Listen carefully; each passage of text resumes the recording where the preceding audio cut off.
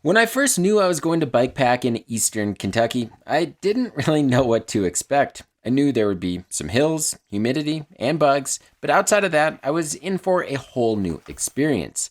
Bikepacking the Sheltowee Trace, or a version of it, all started about 2 years ago when Austin Render had a vision to help create a true bikeable version of the trail. So 5 of us set out in April of 2021 to give it a go.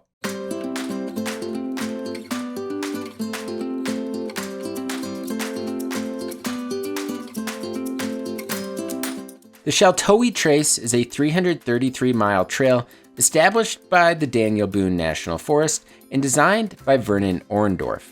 The trail was completed and designated as a National Recreation Trail in 1979. So it was our goal to help reroute around those hiker-only sections, and along the way, we found some incredible back road alternatives to help create this monster of a route. All told, between Josh Patton, Scott Hess, and Wes Murphy, who first attempted the route back in 2017, to Austin's first attempt in 2020, our scouting mission in 2021, and a variety of single-day scouting missions by a handful of others, the route was born. A 300-mile north-to-south traversal of the Appalachian Mountains of eastern Kentucky and a slice of northern Tennessee.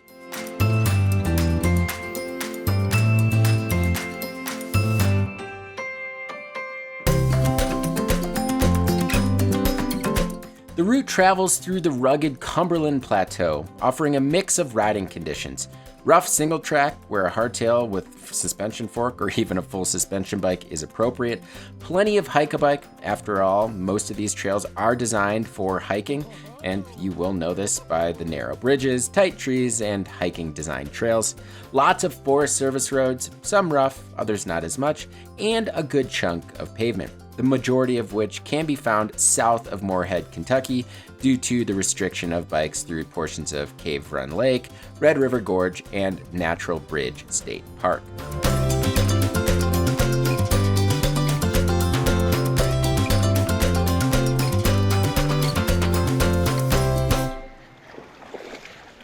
Well, you may try and keep your feet dry for the first few miles. This will certainly be short-lived. I've never seen or endured so much water in my life. The river and creek crossings are abundant, so much so that I actually probably have a good hour of footage of my friends trying to pedal through creeks and rivers, some as deep as knee-high. But there are also so many beautiful waterfalls, some tucked away deep into the backcountry. Others, like Cumberland Falls, were built to handle the masses. Because of the water, well, you really won't need to worry about it all that much. Lots of filtering opportunities along the way. We went in the spring, right after a major storm ripped through the area, which resulted in flooding, which wrecked a bunch of bridges and threw thousands of trees over the trail. It was pretty wild to travel through and see some of the devastation only 2 weeks or so after the historic storm. Spring and fall are typically the best time to ride this route. Summer can definitely be really hot, humid, and uncomfortable. Spring offers nice sightlines, but expect some colder temperatures, especially at night, and some storms. While fall is also a great time with incredible fall foliage and typically more comfortable temperatures.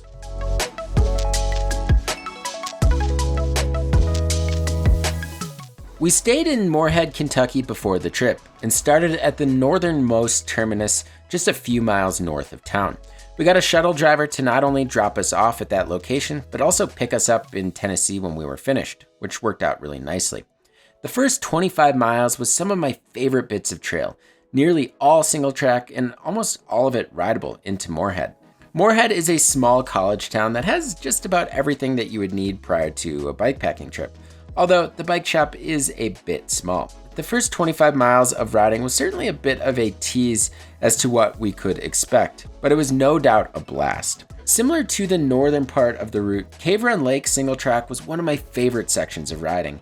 It offered some fast and flowy, purpose-built single track that was on the easier side compared to much of the route.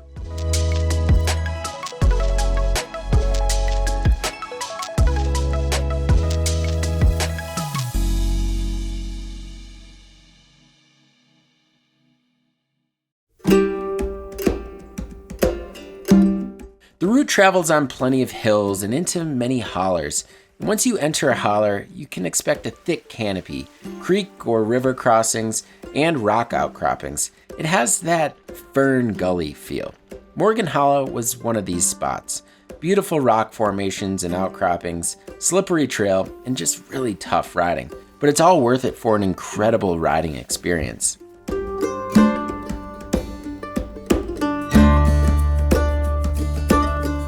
Camping is generally abundant en route between primitive and established campgrounds and small motels and lodges. But one of my favorite spots, which so happened to be after one of the most torturous peanut butter mud experience days of my life, was Lago Linda Hideaway. And boy, was this a treat. Lago Linda has a small made-to-order restaurant, bathhouse, washer and dryer, and plenty of camping, including a little barn house that we slept under, which was the ticket. I highly recommend these accommodations if the timing works out, and that shower was definitely a lifesaver.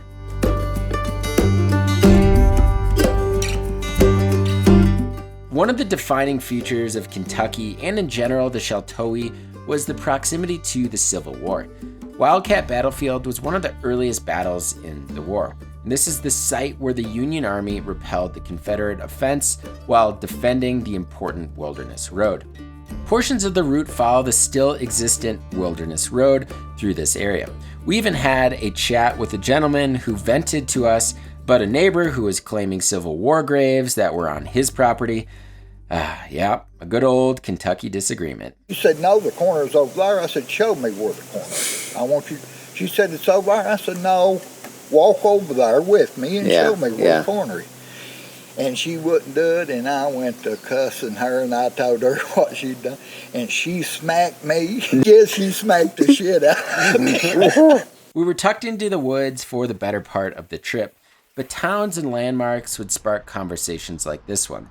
What I learned is Kentucky is the South, and there really is no debate about it. There were Southern tones, Southern hospitality, and Southern points of view. But generally speaking, we ran across some really good humans, and most of the drivers we encountered on the roads were more friendly than drivers in Colorado, so that was nice. There's so much forgettable single track on this route, or single track I would like to forget, but rolling into Laurel River Lake single track and eventually the marina was truly one of the highlights of this trip. We would meander the shoreline of flowy single track, which would eventually bring us to Holly Bay Marina, which was a welcoming pit stop for us on a hot day.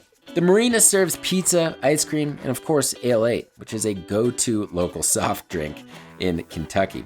We stopped here for a bit, dried out our shoes and socks, and enjoyed some shade.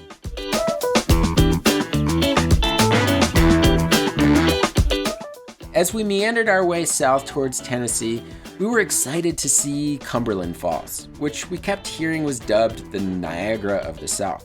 I'm not gonna lie, after seeing Niagara Falls as a kid, Niagara of the South was a bold claim, and I was excited to see it. Cumberland Falls is one of the only places in the world that regularly produces a moonbow. And while we did miss that moonbow window, we did check out the falls in the morning after camping up the hill from them. And it was indeed a sight to see.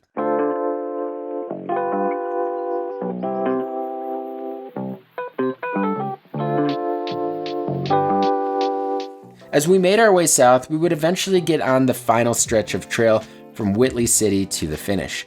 The Big South Fork Recreation Area is home to some of the most beautiful views of the Cumberland River with big rock outcroppings and bluffs.